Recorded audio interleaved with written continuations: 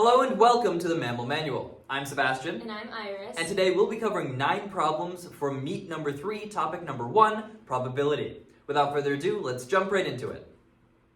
Alright, here's our first problem of the video. As always, we have the year and the question number down here for your reference because all of our questions come from past competitions. Before I actually get into solving this problem, one thing about probability that we need to know is that our answers are always going to be between 0 and 1. Whereas 0 means that the event that we're finding is impossible, and the 1 is where it's guaranteed. So 0 means it's impossible, 1 means it's guaranteed, and anywhere in between there is going to be our probability of it happening. Now, we're not going to report our answers in terms of percentages, we are going to report our answers in fractions. So that's just going to be important to remember moving forward. Alright, the probability 3 straight heads would be flipped with a particular unfair coin is 125 over 512. Find the probability 2 straight tails would be flipped with this same coin. Now, a fair coin, it has a 1/2 probability of flipping heads and a 1/2 probability of flipping tails. So if I wanted to find the probability of flipping 3 heads in a row, I'm just going to multiply those probabilities together. So the probability of flipping 1 head would be 1/2. The probability of flipping another head would also be 1/2.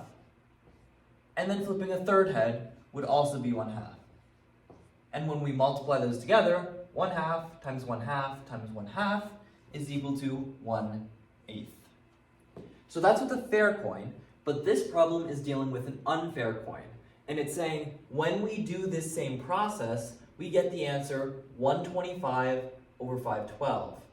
Well, this process, I could have written, instead of 1/2 times 1/2 times 1/2, I could have just written 1/2 to the power of 3. And because it's the same process, when we raise the probability of flipping a head to the third power, we must get 125 over 512. So P, which is what we're looking for, P cubed is equal to 125 over 512. Therefore, P is equal to the cubed root of 125 over 512. Now, the cubed root of 125 is 5. The cubed root of 512 is 8. So the probability of flipping 1 head is equal to 5 over 8. Now, if that's the probability of flipping a head, then the probability of flipping a tail must be 3/8. Because the only 2 options are you flip a head, you flip a tail. Whenever we're dealing with coin problems, we're going to say that it's impossible for the coin to land on its side. So there's only going to be 2 outcomes, head and tail. And if heads is 5/8, then tails must be 3/8. So the probability of flipping 1 tail is 3 over 8. And it's asking us, find the probability that 2 straight tails would be flipped with this same coin. So that's 1 tail, multiplied by the probability of flipping another tail, is just 3/8 times 3/8, which is equal to 9 over 64. So our answer to this question is 9 over 64. Alright, with that out of the way, let's move on to our next question. Alright, here's our next question. Max went to a house on Halloween where there were 5 boxes, each containing a different candy bar. They contained Snickers, Payday, Hershey's Milk Chocolate, Milky Way, and Kit Kat bars. Visitors could only take 2 bars, 1 from each of 2 boxes. Find the probability that Max took a Kit Kat and a Payday bar. There are a number of ways to solve probability problems. I would say that there are 2 primary ways to solve this one. One just uses logic and thinks about it in terms of fractions, and the other uses combinations. Now, there are quite a lot of probability problems where knowledge of combinations is essential. So if you haven't yet checked out our video on combinations, I highly recommend you do so. It's going to appear somewhere up here right now. Okay, so let's solve it the combinations way first.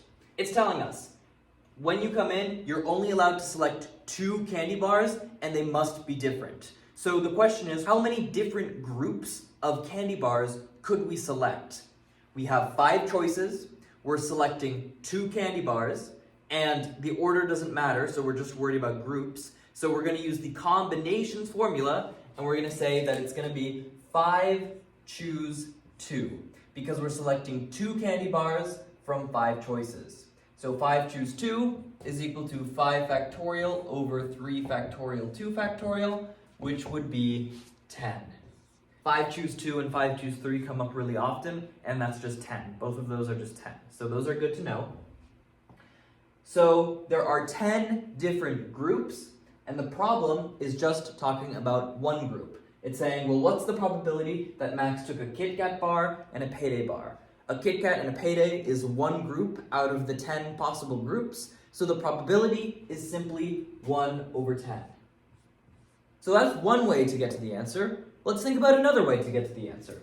Max walks in, and there are 5 boxes in front of him.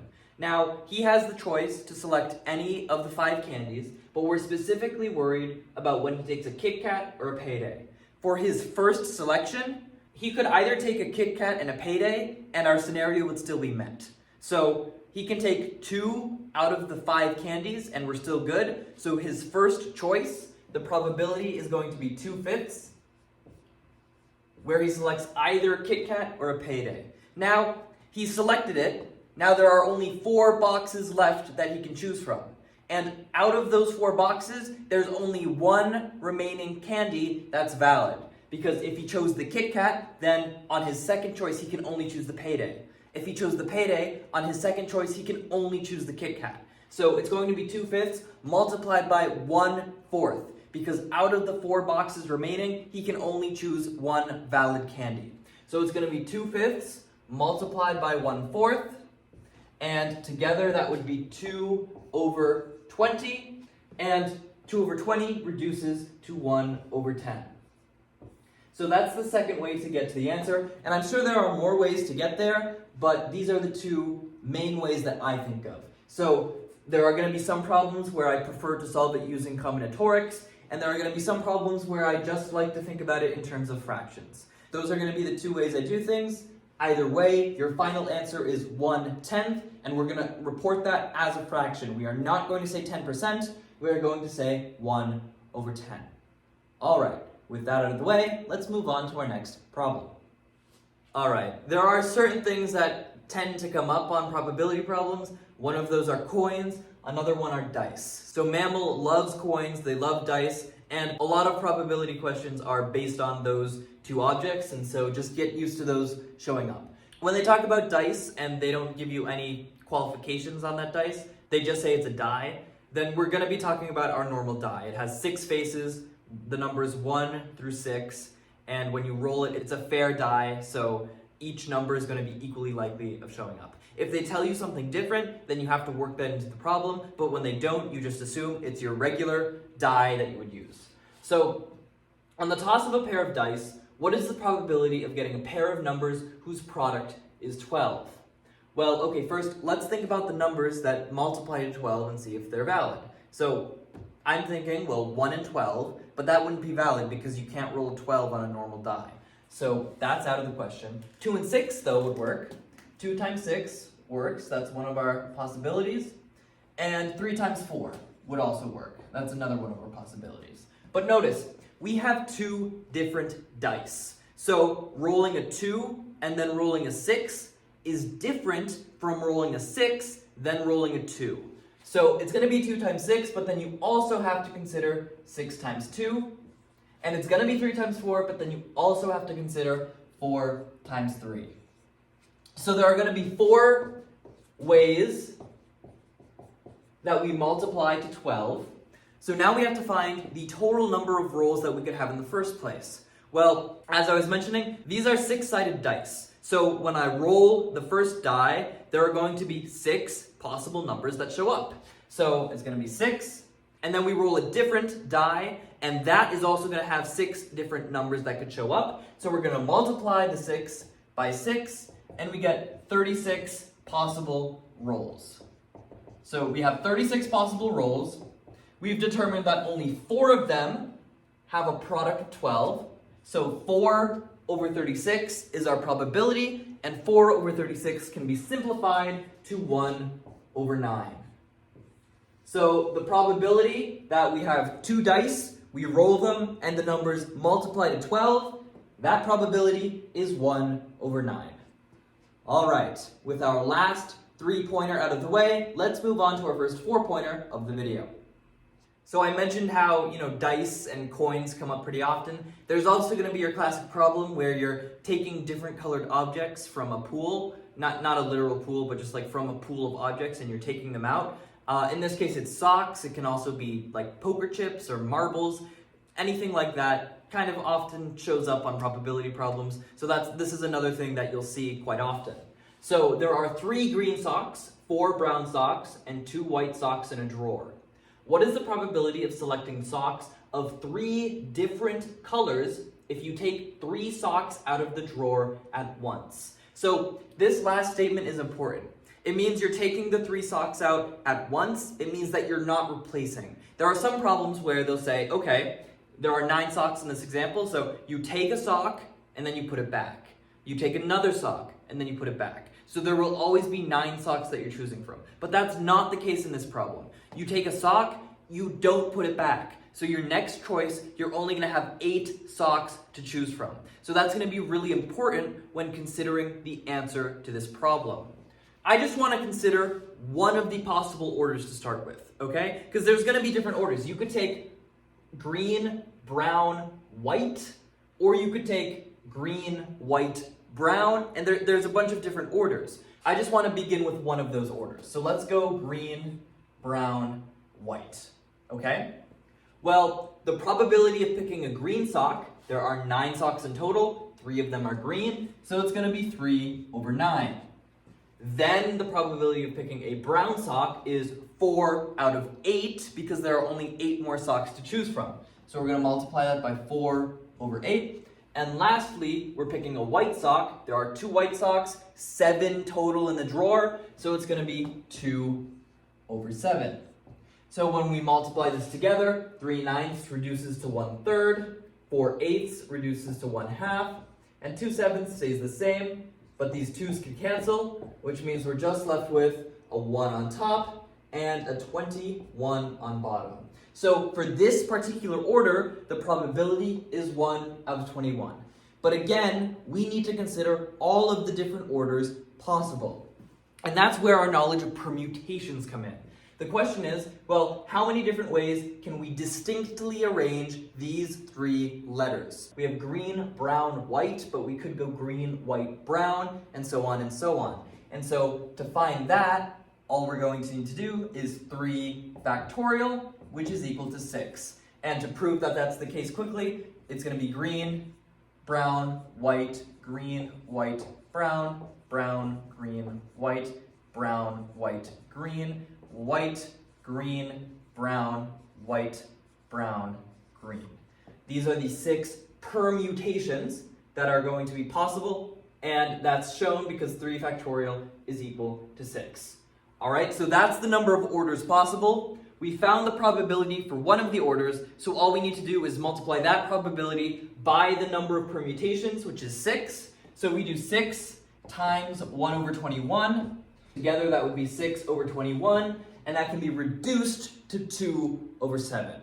So the answer to this problem is 2 over 7. This is a tricky one, just because you have to keep in mind those permutations. So just don't forget that there are different orders that are possible that you can take the socks out of the drawer. All right, with that problem out of the way, let's move on to our 5th problem of the video. All right, here's our second 4-pointer of the video. Celia was taking a course, The World About You.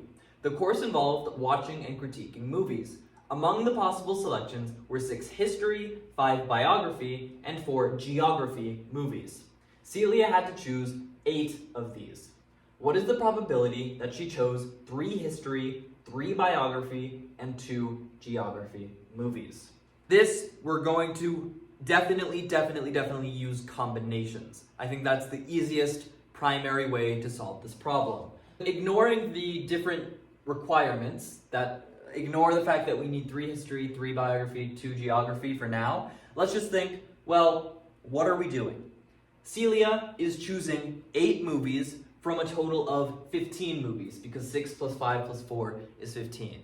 So she's choosing 8 from 15, and we don't care about the order that she watches the movies, so this is going to be a combination, and the total number of groups or combinations possible is going to be 15, choose 8. So that's going to be the total number possible, so that's going to be in our denominator. So now we need to find, well, what's going to be in our numerator? And that's going to be a product of combinations. So we start with history. Well, she needs to select 3 history from 6 history movies. Again, the order doesn't matter, so that's going to be another combination, and it's going to be 6, choose 3. Next, we need to choose 3 biography movies from 5 biography movies, so that's going to be 5, choose 3. And lastly, we need to choose 2 geography movies from 4 geography movies, so that's going to be 4, choose 2.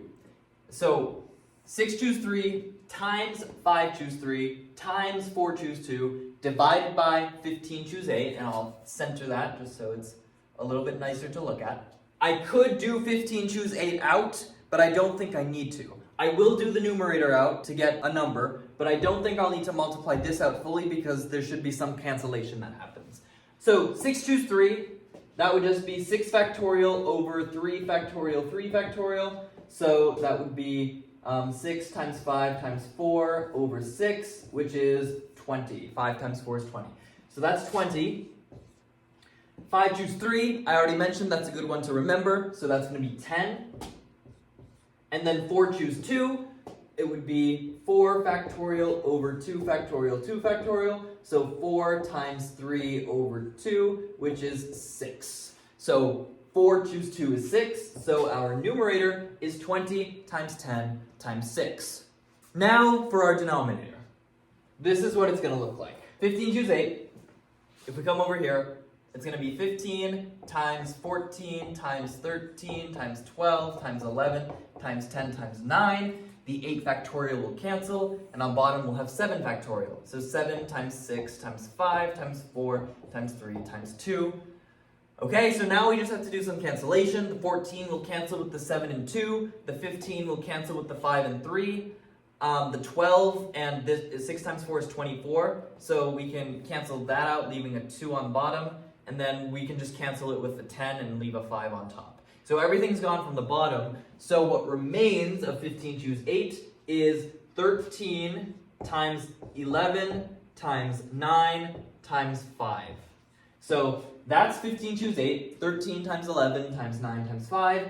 And now we can do some cancellations. I noticed that the 20 and the 5 can cancel out nicely to leave a 4 on top. I noticed that the 6 and 9 will cancel out nicely to leave a 2 on top and a 3 on bottom. After that point, I'm not seeing anything else that will cancel, so we can go ahead and solve the probability. On top, we have 4 times 10 times 2, which is 40 times 2, which is 80. So we have an 80 on top. On bottom, we have 13 times 11 times 3. 13 times 11 will be 143. Multiplied by 3 will get us 429. So 80 in the numerator, 429 in the denominator. That is our final answer.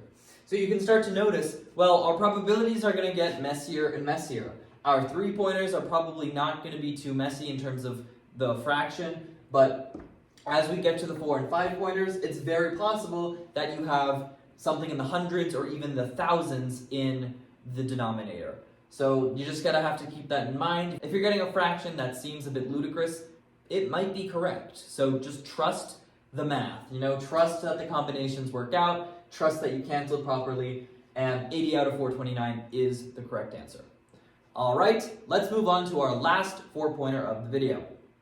All right, for the last 4-pointer of the video, each of the letters in the word probability is written on a separate card. The cards are randomly mixed, and the 3 cards are drawn and placed on the table. Find the probability that 2 of the drawn cards on the table have the same letter written on them. Okay, so again, number of ways to solve this problem. I'm going to solve this using combinations. Again, I tend to like that, but of course you can also think about it as fractions, and it should work out as well. For this one, I'll just use combinations. So, first of all, how many letters are in probability? there are going to be 11 letters. And what are the repeats?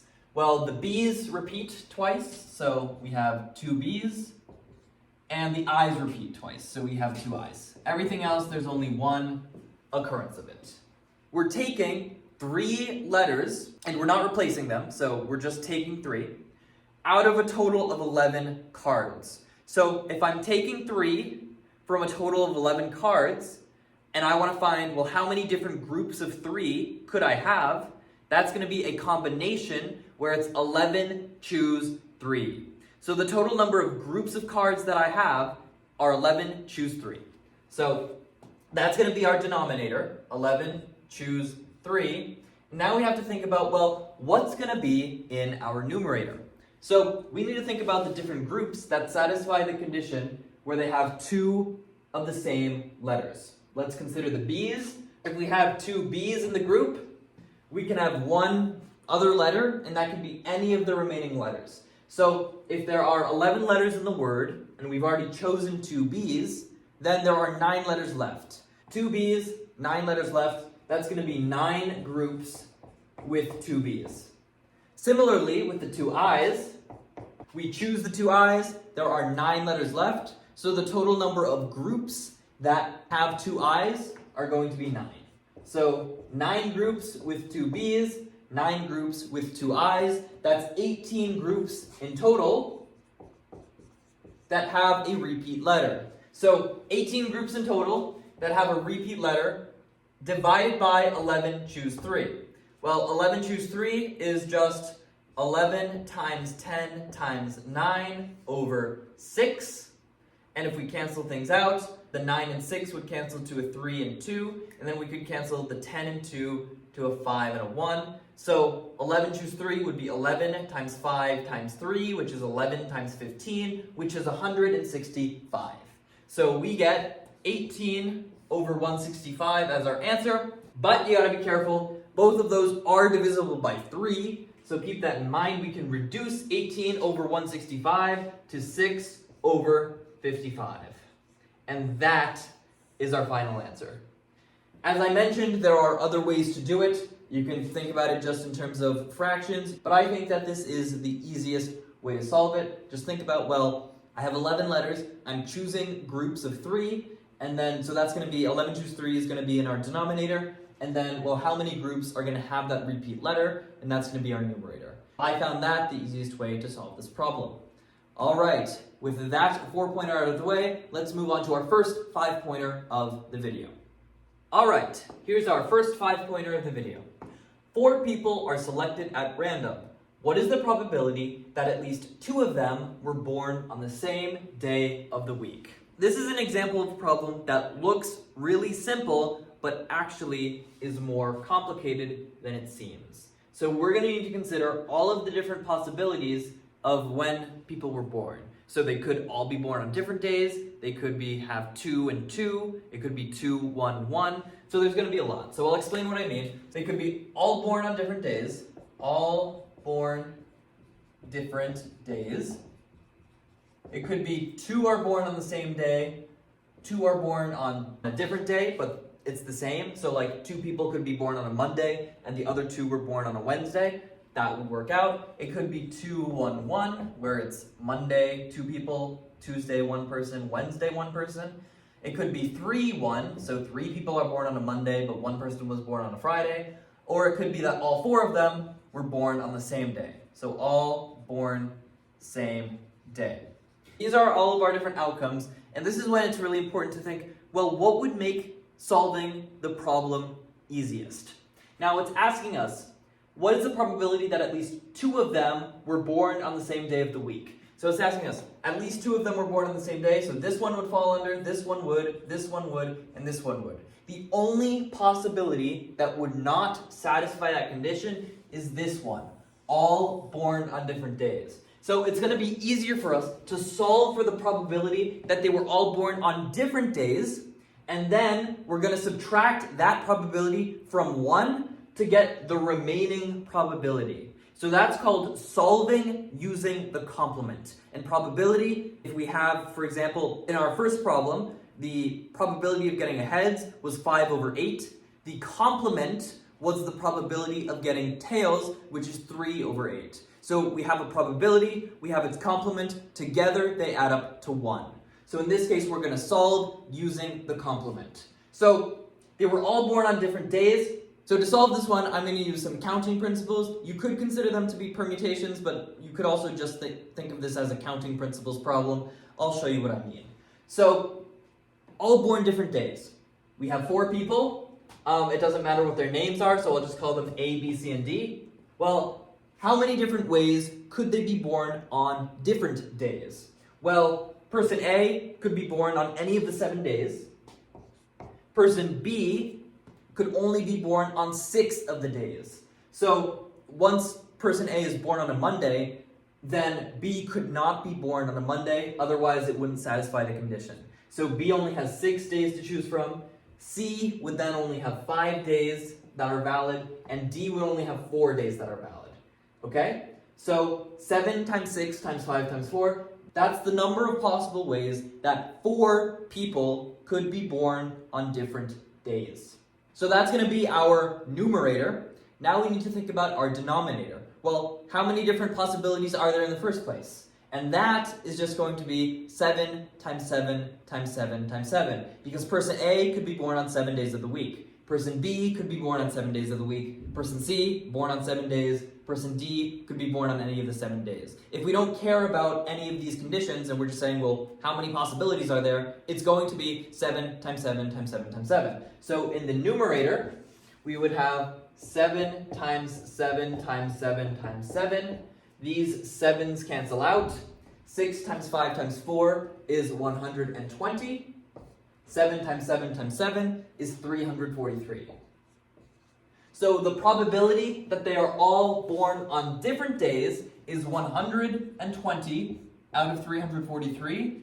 So what remains is going to be everything else. In total, they have to add up to 1. So it's just going to be 1 minus this to get all of these outcomes, the probability that it could be any one of these outcomes. So all that remains in our problem is going to be 1 minus 120 over 343, which is equal to 343 over 343 minus 120 over 343, which would be equal to 223 over 343. That cannot be simplified further, and therefore our answer is 223 over 343. Now, it's problems like these that you could have made it a lot more difficult. In fact, I think the official solution guide for MAML went through each of these different possibilities and said, well, what's the probability for each? And I don't want you to do that. If you can make the problem simpler, do it. In this case, all I had to do was solve for one possibility. I got 120 over 343, and then I knew that the remaining choices, that's just going to have to be what makes this add to 1. So again, this process is called solving with the complement. With that answer out of the way, let's move on to our 8th problem of the video.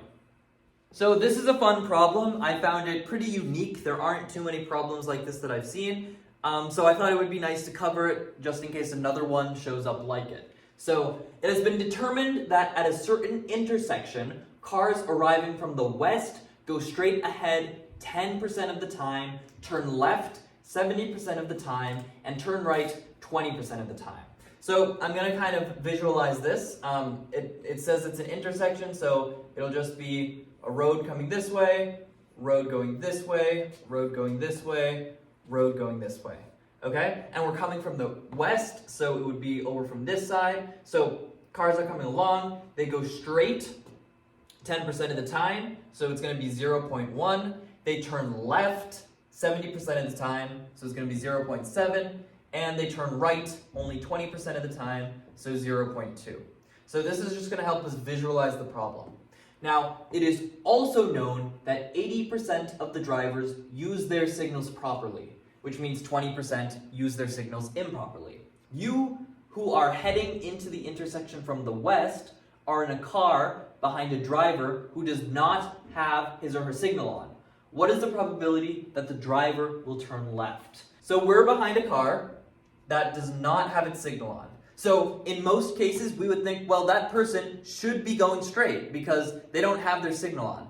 But it tells us there are people who don't signal in the first place, and that is certainly true.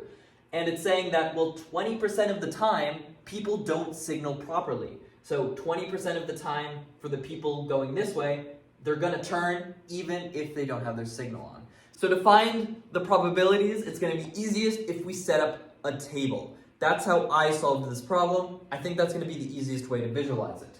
So on top, we'll have which direction they're going. So direction left, which is 0.7. We have straight, which is 0.1. And we have right, which is 0.2. Okay, so that's the direction. And then we're going to have signal properly or don't signal properly. So we have signal properly, which is 0.8, and don't signal. They don't signal, which is 0.2% of the time.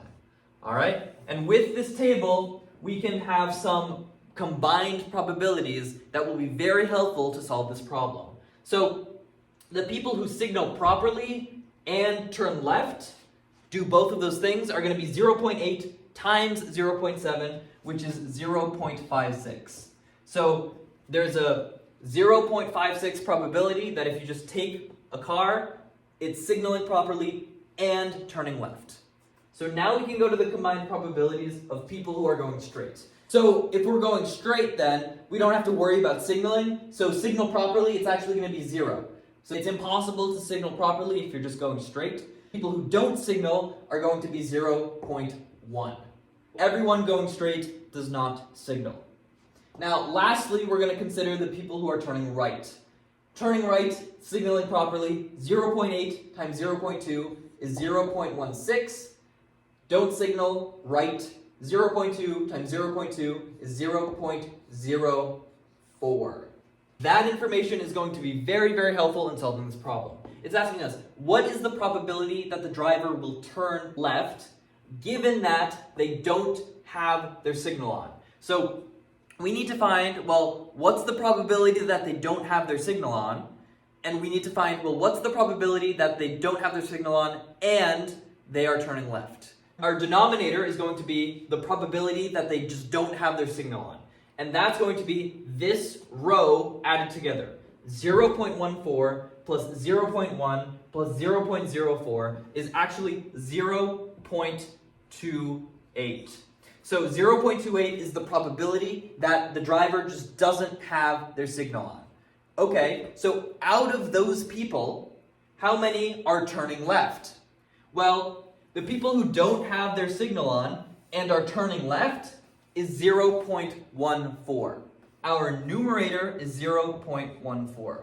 One more time, just to be clear, our denominator represents the amount of people who don't signal, and our numerator represents the number of people who don't signal and are turning left. Now all we have to do is simplify this, and it's really easy. 0.14 divided by 0.28, well, that's just 14 over 28, which is just 1/2. So the answer to this problem is 1/2.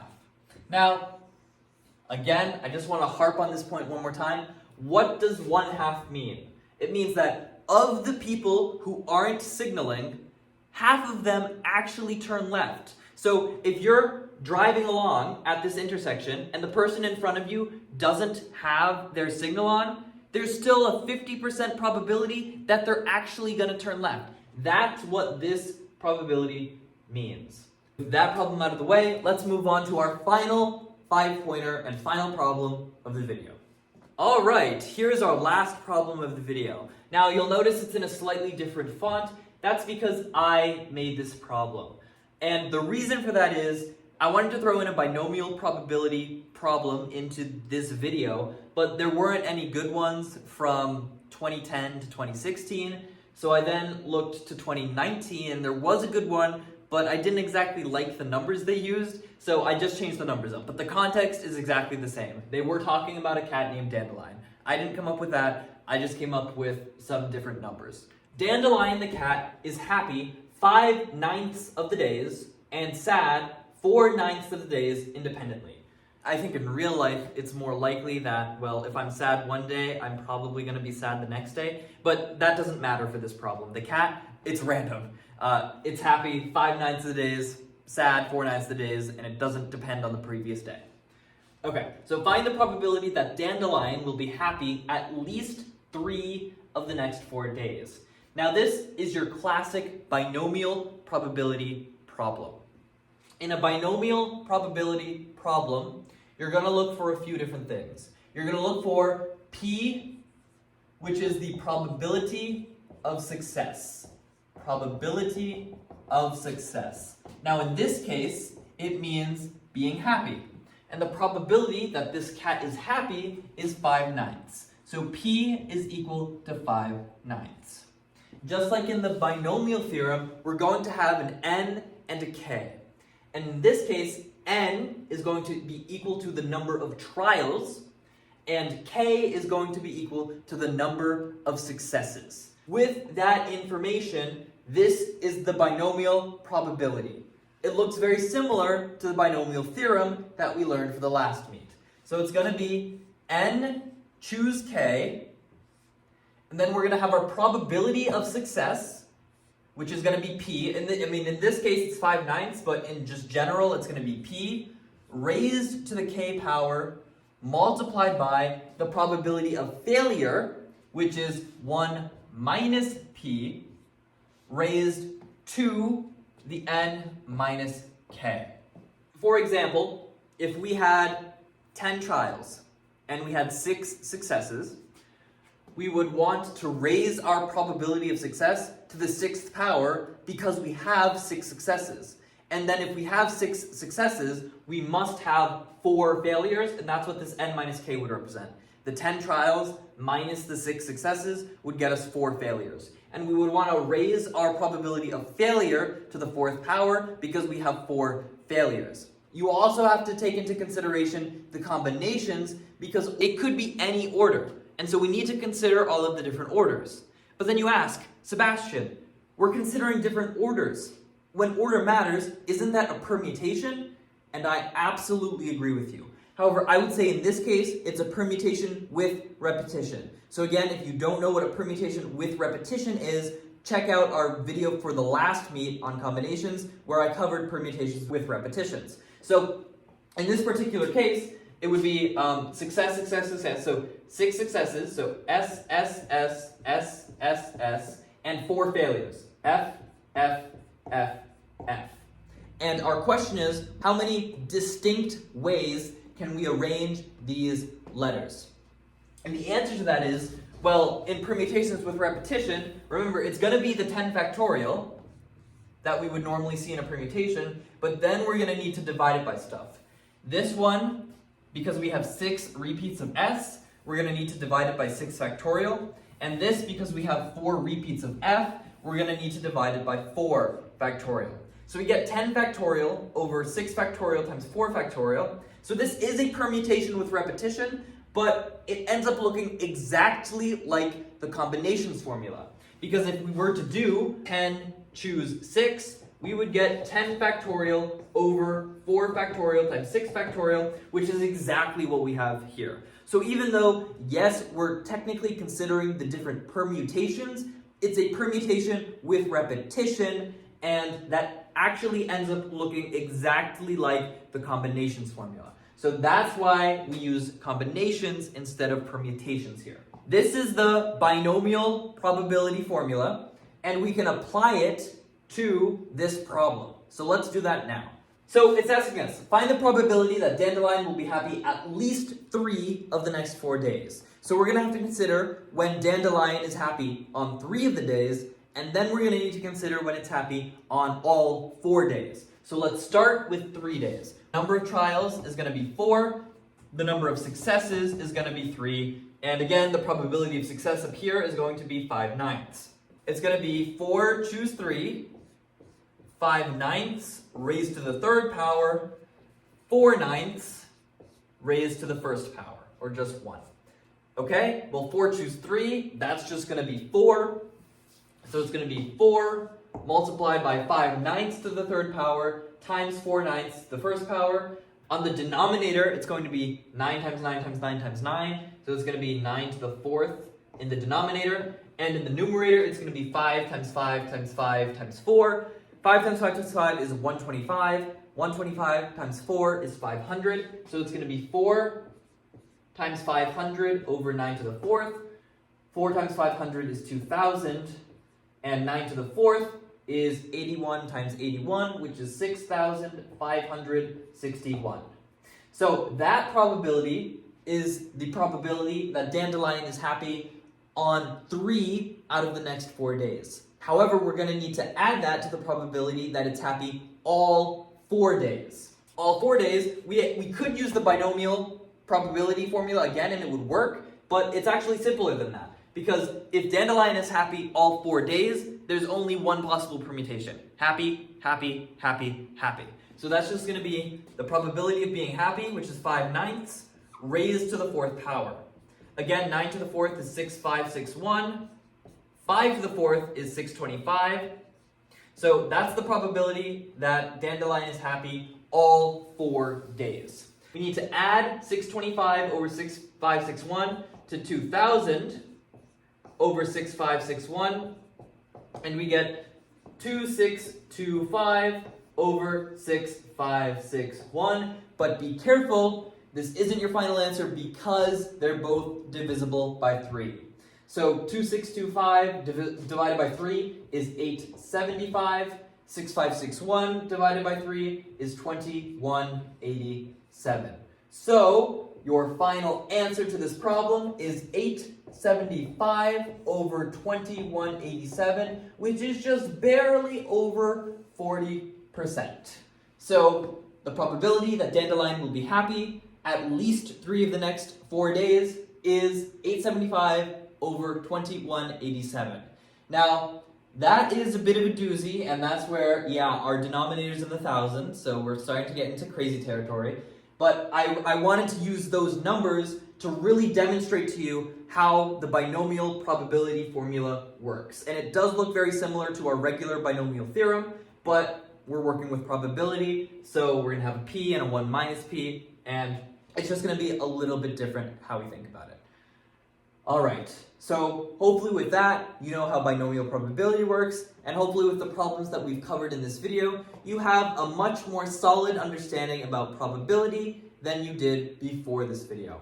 I know it's a tough topic, there's a lot of different problems that they can throw at you, just really be considering all of those different possibilities, and if you can make the problem easier, make it easier. For example, that one that we did before with the birthdays on different days of the week, we considered the complement scenario, and that was much easier to solve than if we had considered all of the different possibilities that they wanted us to. Alright, I think that's it from me. Hopefully you enjoyed this video on probability. This was our video on 9 problems from Meet number 3, topic number 1, probability. Thank you for watching. I'm Sebastian. And I'm Iris. And we're the MAML Manual.